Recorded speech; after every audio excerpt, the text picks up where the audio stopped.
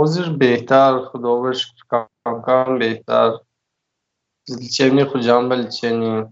از طرف حکومت از طرف رئیس جمهور چه خون میریم رایگان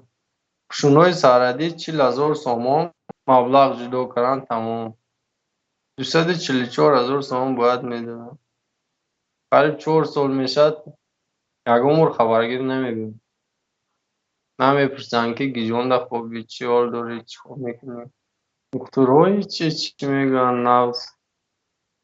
آیسته آیسته نغز میشد میگن لیکن به خارجه رفتن نکر دکترهای خارجه میگن ریچینی نغز کنیم به پا میخیزی یک سال پیش دکترهای اسرائیل که گپ زدیم 38,000 دلار گفته بودن